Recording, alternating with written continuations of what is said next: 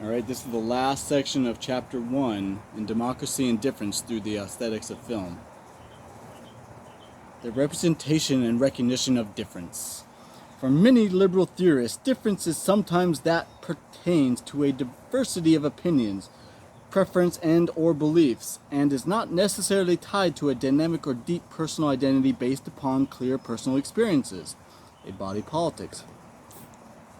In challenging a liberal understanding of difference, it is important to ask what place or places exist in the public realm for identifying and then recognizing deep differences, and specifically I suggest that we consider in ways of recognizing and giving legitimacy to difference beyond the basic liberal notion of citizenship and rights.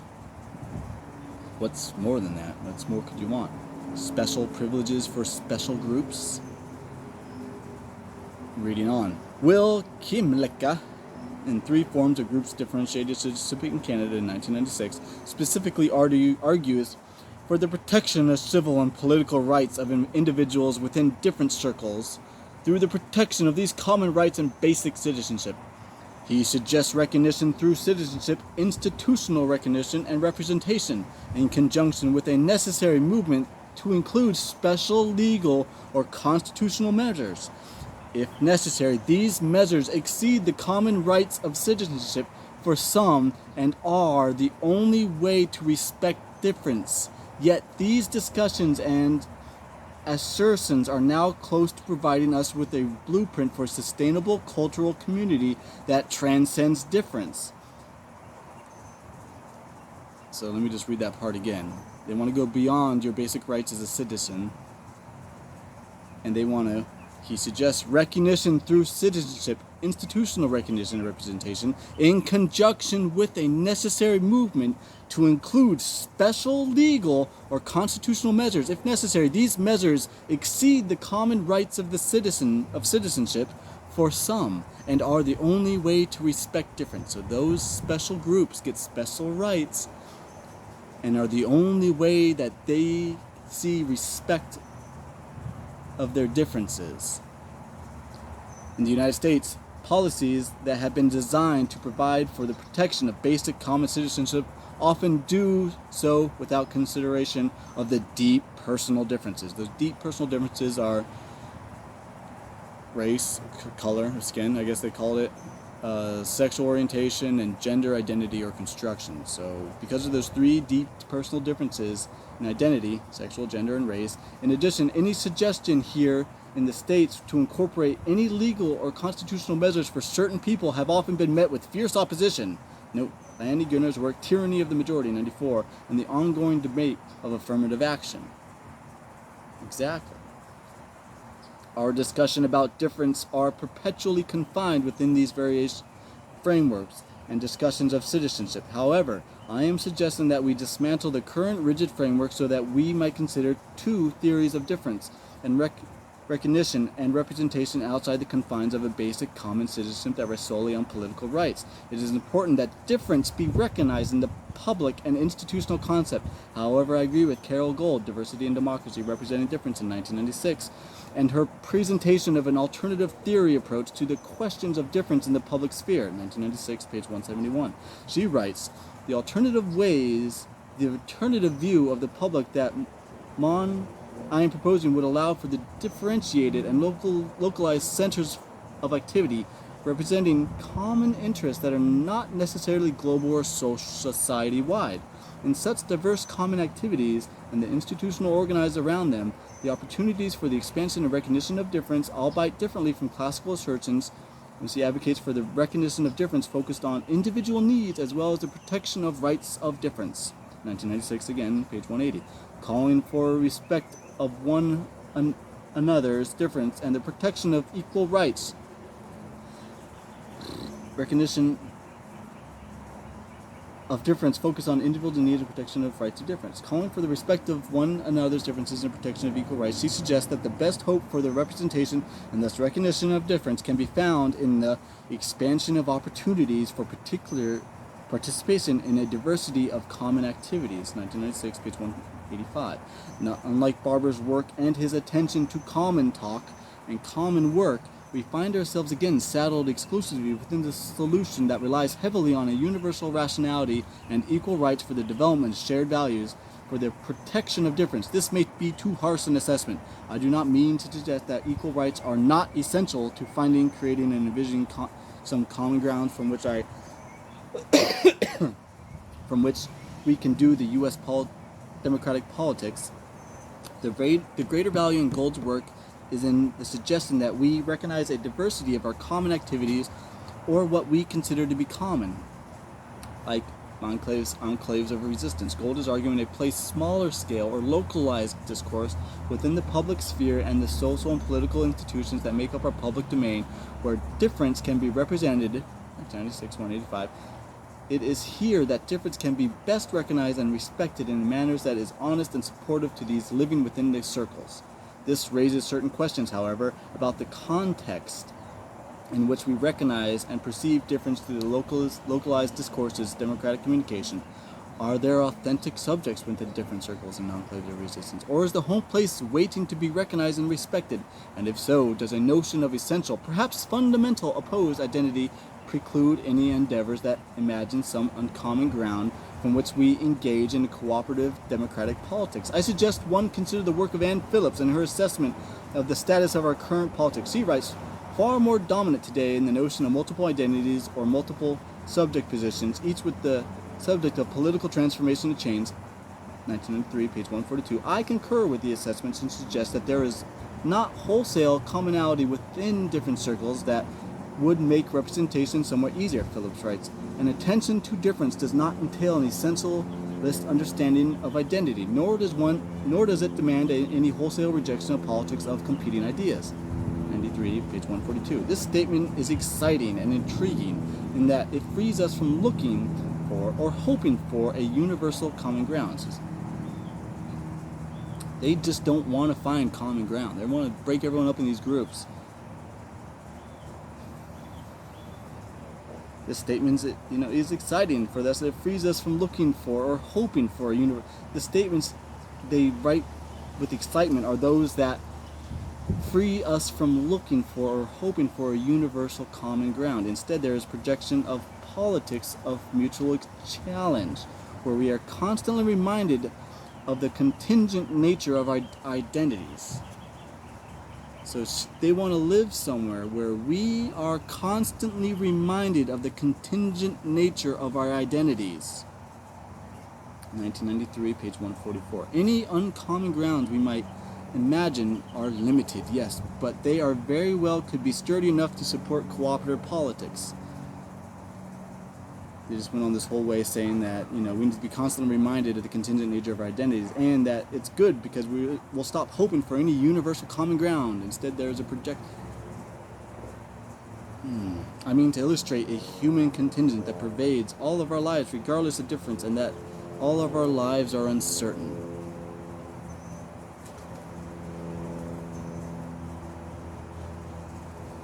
The goal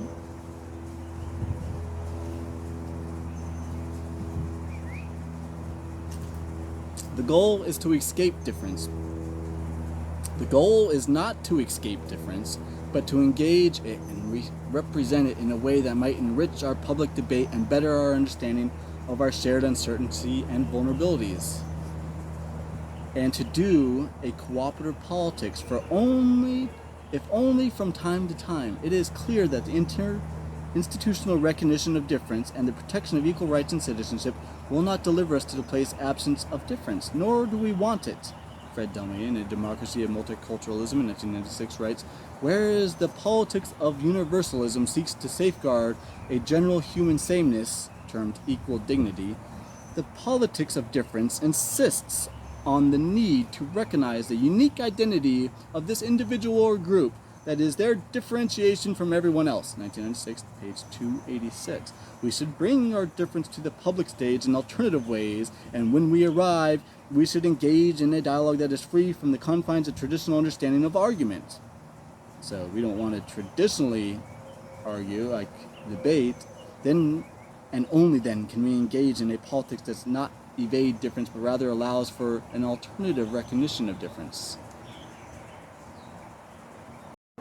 Okay, Last part of Chapter 1, Identity, Difference, and Deliberative Democracy, the Search for Uncommon Ground.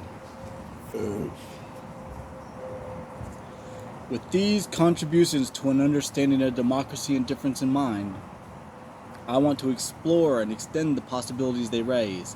Specifically, I will incorporate Mohanty's ideas that regarding a realist theory of identity, specifically its effort to identify genuine cultural differences and similarities, into imagining of difference and just democratic politics. Mohanty claims that a collective identity can materialize after we gain access to our shared, buried memories and experiences. In order to gain access, we must recognize and engage with one another alternative discourses, democratic conversation.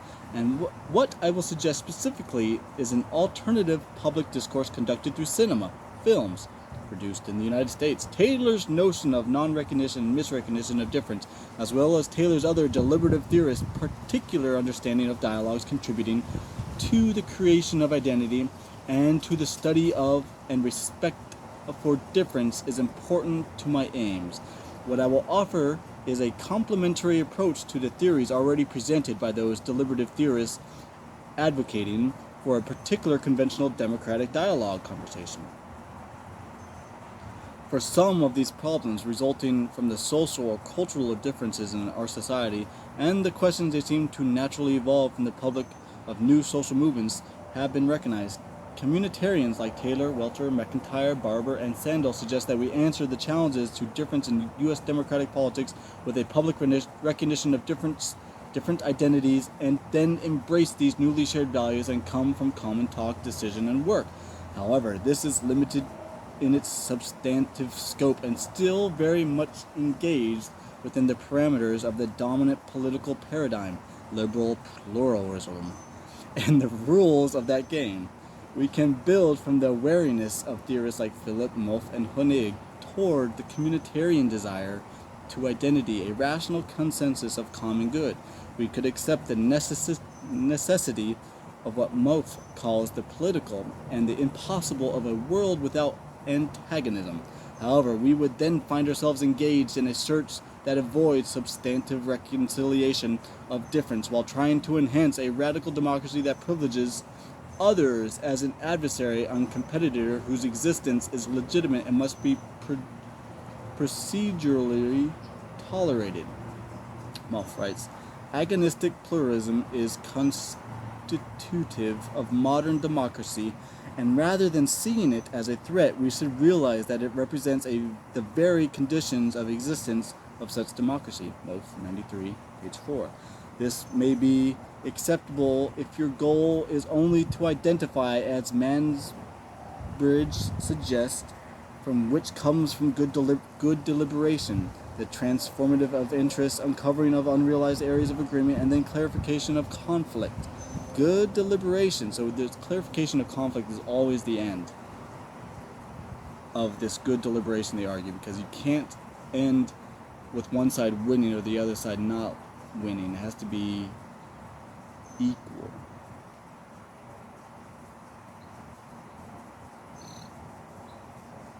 If we hope to uncover that which we might share or have in common, we must engage in a dialogue that transcends different circles. This does not mean, however, that there is a single rational way to go about communicating with one another through these circles, nor does it mean that individuals living within different circles are necessarily willing to be able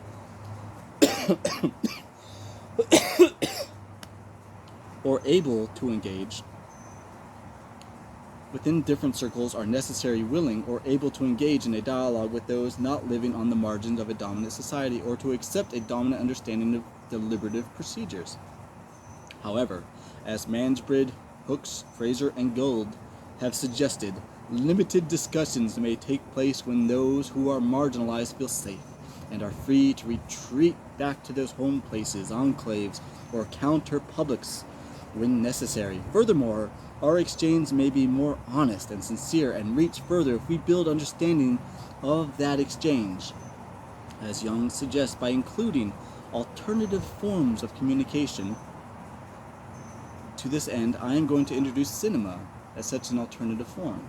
By introducing film, I am focusing on a hope for a substantive reconciliation or at the very least the need to imagine one. And I am willing to consider that these points of connection across different circles, this notion of some collective identity or in common ground, and the transformation that comes about when it is discovered, it is out of reach, as I am willing, hopeful, that it might be within our grasp.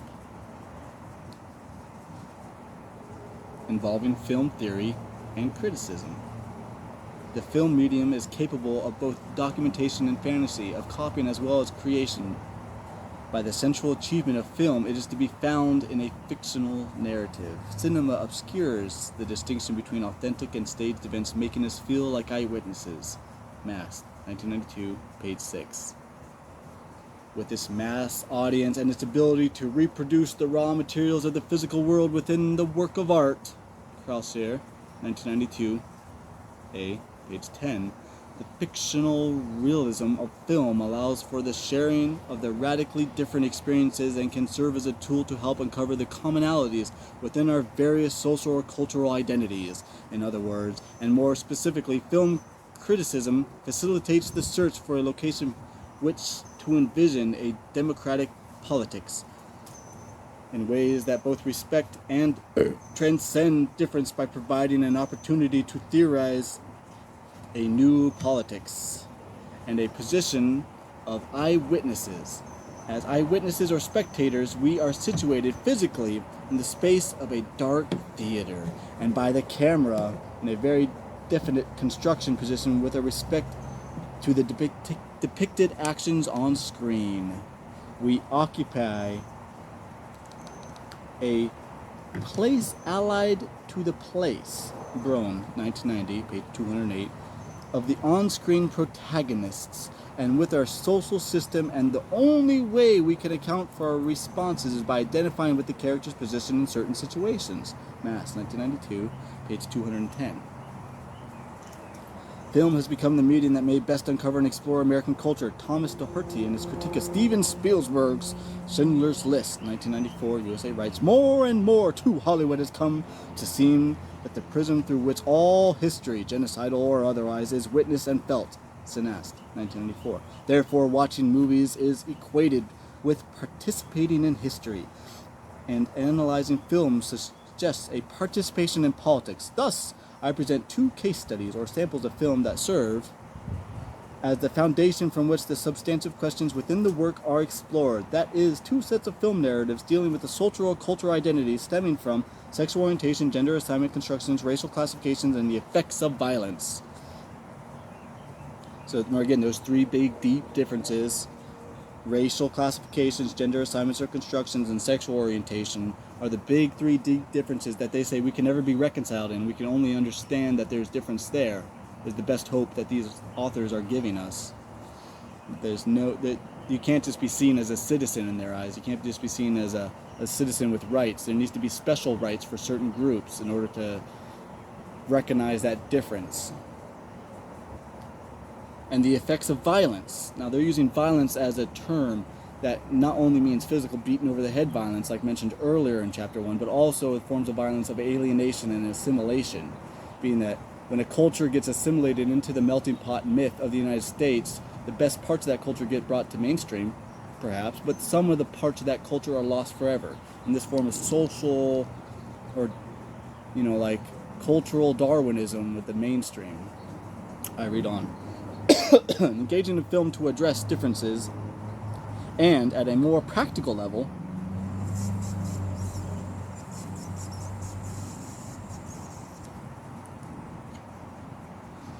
to envision democratic politics, films can be achieved as an active discourse, specifically as artistic and political dialogues that invite us to shared aesthetic sensibility, as well as a mutual comprehension of the context of production and reception. Andrew, 1984.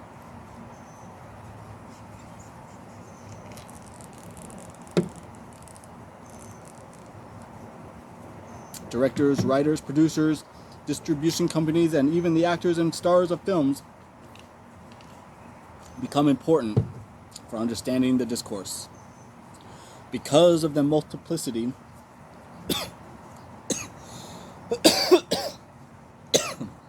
that was a dab.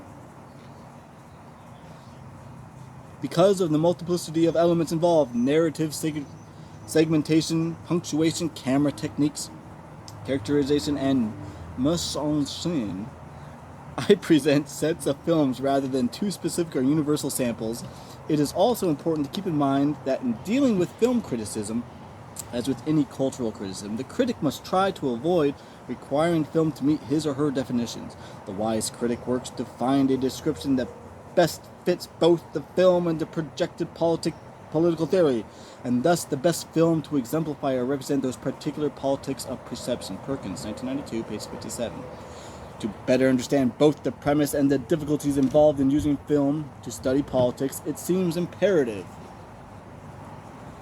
with more familiar narrative criticism, that is, with the literary theory and that novel, Chapman, 1990, many cultural and social theorists, Barbara Christian, Paul Deman, and Edward Said, Catherine Belzy, and Shoshana Fellman, suggest that texts we customarily call literature constitutes a privileged site where the most important social, psychological, and cultural forces combine and are contended. Davis Sheffield, 1994, page 3. While I agree with this contention, I am suggesting that at the start of the 21st century, film, the narrative medium between centuries, continued to strongly challenge lectures as privileged sites.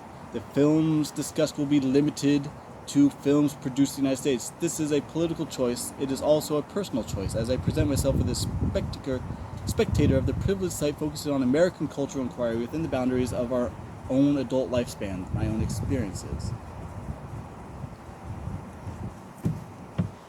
There's so much I don't agree with so far in this chapter, but I'm willing to learn, to read it, and to read it for everyone to hear it, so that we can better come to understand our differences, as they say. But to think that there's no unifying factor because of race or sexual orientation, is saying that those people aren't people, they're different people, and that they must be recognized as different first.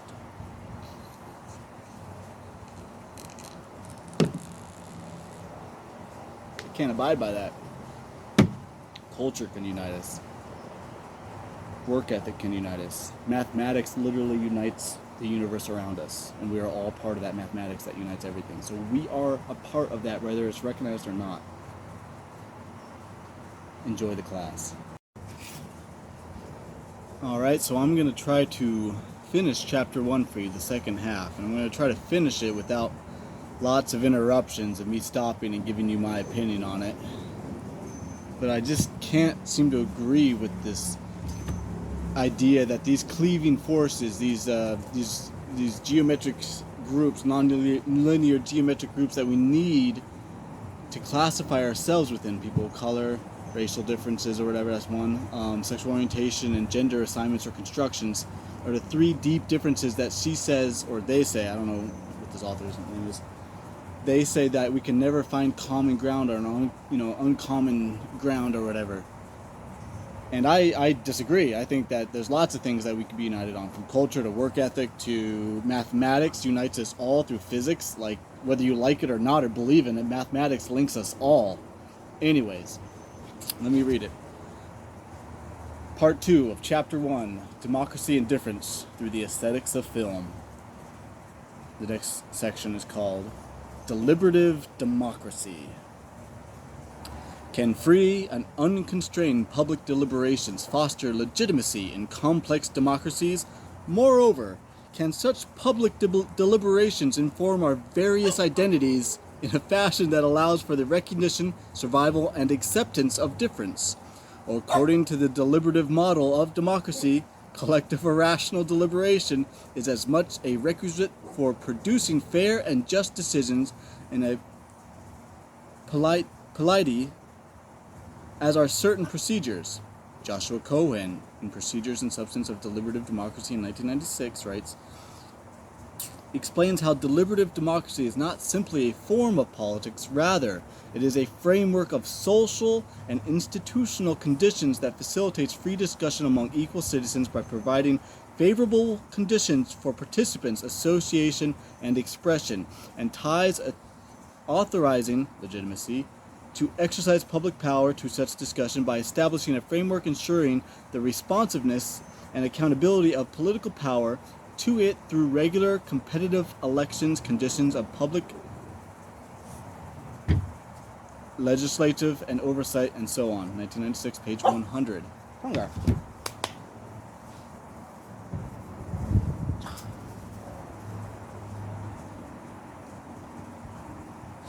This model can be viewed as proceduralist because it institutionalizes certain procedures and practices that allow for specific decisions on matter involving deliberative means, or a matter involving all citizens, and gives a sense of legitimacy to those who exercise the use of democratic power via deliberative means. Ben Habib, 1996, page 73. A potential problem with this proceduralism can be identified in the privileging of consensus of unanimity, the tyranny of the majority. That appears as a result of what deliberative theorists call rational argument when discussing public issues, discussing difference. In other words, political value is weighed in a collective good that surfaces and is recognized by all after engaging in rational arguments debate. Dreisig, 1990. However, this model may work in silence or harm an individual and violate his or her basic rights and liberties by quieting minority viewpoints and those who choose to resist the alleged rational conclusion or common good. Modern liberals raise somewhat different concerns with this model, specifically the placement of the public sphere within civil society rather than the state, and the open and expansive public agenda. An agenda that is not confined to what Rawls has determined constitutional essentials. Procedural liberals also perceive public reason differently than some deliberative theorists.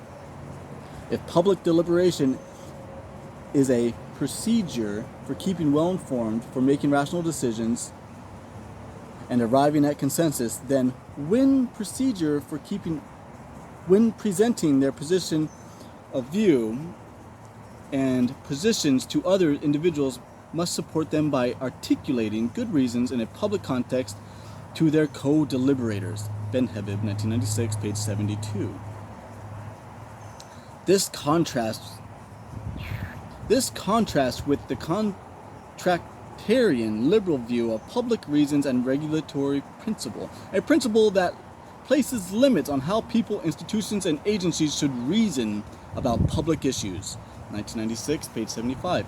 In the liberal conception, public reason is limited and does not allow for what Rawls refers to as background cultural conditions to enter the public debate. Rawls, 1993.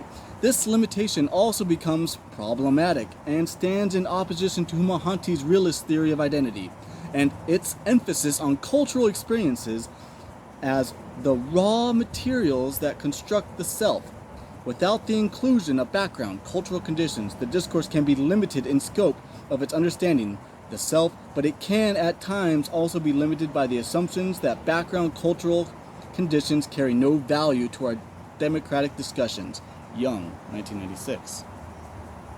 While clear critiques of some of the deliberative tenets exist, questions surrounding rational arguments and consensus by no means have the critiques forced an abandonment of the discourse ideals altogether. On the contrary, many theoretical adjustments have strengthened the fundamental deliberative argument and worked to enhance my aims in this work. Specifically, these adjustments and expansions are important to the larger questions asked in this work as to whether we can envision U.S. democratic politics in a way that both respects and transcends difference. So the next section is Rethinking Deliberative Democracy, Adjustments and Expansions. Ooh.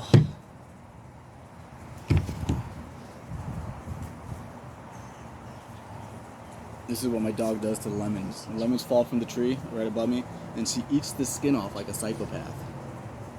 Hey, come. Come. Wow. Carrying on. Hey, stupid.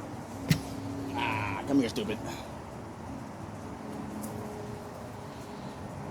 There is value in engaging the deliberative debate, and its suggestion that though open dialogue And the discourse individuals will be able to identify not only conflicts but hidden agreements as well. Partial consensus. However, whether we are able to rightfully assume a shared unity at the start of any dialogue, or that we will be able to identify that unity after engaging in a particular type of discourse, appears questionable. Possibilities forwarded by some deliberative theorists can be quite attractive. Shared rationality, the power of debate to smooth over conflict and difference, and the arrival at democratic consensus. All of these are intriguing. However, are they plausible? Should we subordinate the substantive values embedded within difference to the ideal utopian notion of rational political consensus? Or can deliberation be aimed at a recognition of difference? I believe it can. I also believe, however, that any efforts to eliminate difference through rational consensus and assimilation to be dangerous. I also believe, however, that any efforts to eliminate difference through rational consensus and assimilation to be dangerous. So you can't use rational consensus to eliminate differences because they believe that's dangerous. Moving on. And it is clear that there are a number of other theorists who agree. Oh boy. Mansbridge, 1996. Ben Habib, 1996. Mansbridge again, 1996. Wow, a lot of people agreed. The same person twice. Young, 1996. All in 1996. Jane Mansbridge, in Using Power and Fighting Power, The Polity, 1996. In her discussions on coercion and persuasion, suggests that our democracy works at nurturing what she calls enclaves of resistance. 1996, page 47. These enclaves in many ways are similar to oppositional space referred to by Bell Hooke's home place. Those are those geometric groups that you must qualify yourself in or identify in. Color, sexual orientation, gender assignments or characteristics, constructions. And that we can find no common ground from these little home places. Home places where you go to retreat. Where individuals who sit on the margins of a dominant society can deliberate in a protected environment, safe place, that is an enclave where individuals can rework their ideas and their strategies, gathering their forces and deciding a more protected space in what way to whether to continue the battles. 1996, page 47 again. This supports for enclaves of resistance places a needed value on the survival of difference while also valuing the maintaining the larger deliberative assumptions surrounding discourse and debates. Recognizing the value in deliberation, Mansbridge suggests, aims at protecting the other while still advancing the important transformative process involved with what she calls good deliberation. So there's good deliberation, bad. Good is when you're winning. Or good is when you're right. The transformation of interests, the uncovering of unrealized areas of agreement, and the clarification of conflict. So she believes that good deliberation is where you transform your interests, you uncover unrealized areas of agreement, and clarify of conflict, as well as, I suggest, the transformation of one's sensibility. So you must change yourself during a good deliberation. You can't be steadfast. You need to change your opinion to fit the dynamic debate, I guess, in her way. That's a good deliberation. But what side changes? That's the question. Not her side. Reach a mutual agreement, which is often referred to as a rational consensus. Rather, in her words, through good deliberation, the participants have come to understand their interests, including their conflicting interests, better than before deliberation. You learn something from what you get into it during a debate. That's good deliberation in their mind. I agree with that definition. 1996, again, page 47. This person's citing the same page and same work, same page over and over and over and over. Same person over and over. We cannot assume the ability of power that will allow us to always reconcile the interests and ideals of one group of individuals with another. Nevertheless, there is merit in good deliberation. But how does one define good deliberation? Can we identify an acceptable language and rules of deliberation that provides those who sit on the margins of a dominant society, protecting and nurturing not only the resistance but difference in the language of deliberation? Selah Ben Habib, and Towards a Deliberative Model of Democratic Legitimacy, in 1996 also, argues that a deliberative model of democracy that incorporates what she refers to as practical rationality, 1996, page 87. It is this model based on the centrality of public discourse that can inspire the proliferation of many institutional designs, 1996, page 87. Ben Habib's design involves a universal moral respect and an egalitarian reciprocity, 96, page 78, accepting and arguing that certain moral rights exist. Ben Habib explains how the recognition of a universal moral respect will continue to a process of good deliberation.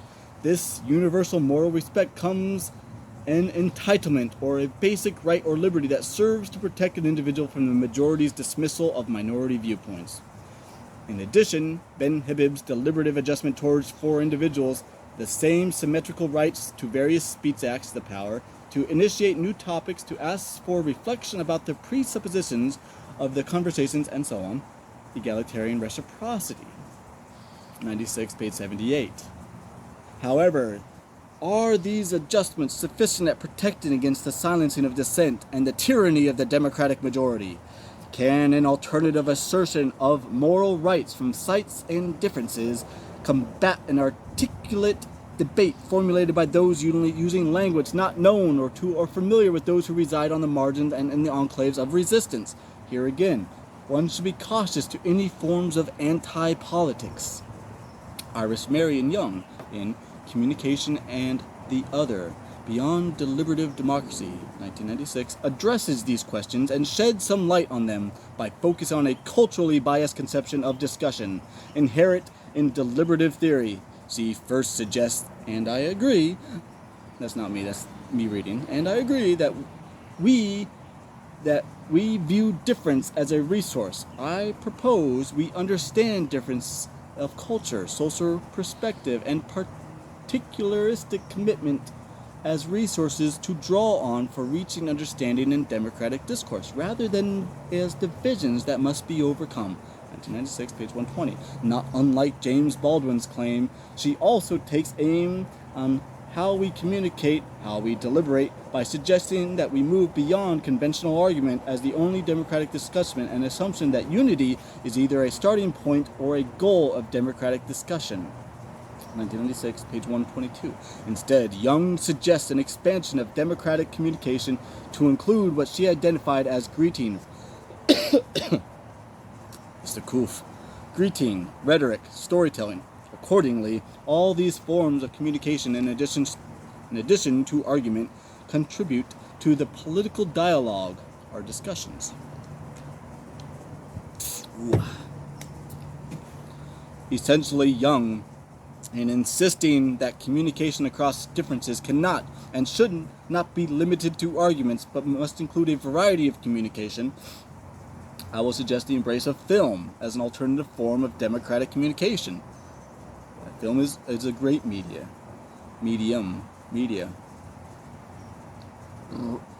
And in accepting Young's assertion, the bias towards rational consensus diminishes, and a greater equilibrium becomes possible with the recognition of gesture, emotion, stories based on human experiences and culture. Young refers to this as a theory of communicative democracy that attends to social difference, to the way that power sometimes enters speech itself, recognizes that cultural specificity and deliberative practices, and proposes a more inclusive model of communication. So, in their opinion, film does a great job of finding common ground or providing an avenue of empathy from one racial group or one sexual group to another to find these uncommon grounds that she says doesn't even exist. And I think there's so much more that unifies us. Reading on. Mansbridge, Ben Habib, Young, and others have suggested these particular critiques and edits, these adjustments and expansions of deliberative democracy theory. I believe their contributions enhance and further our understanding of the present debate over democracy and difference. However, how do we move even further along? How should we difference and represented and then recognized in this public discourse?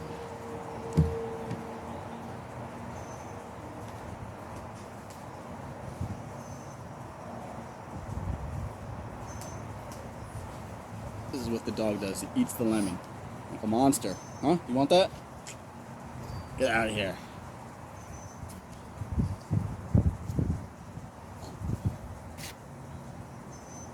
Alright. Moving on. The representation and recognition of difference.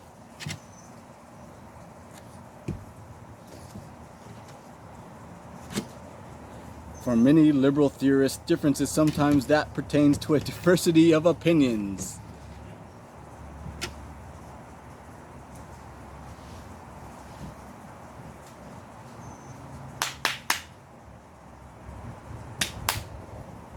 Sorry, my dog.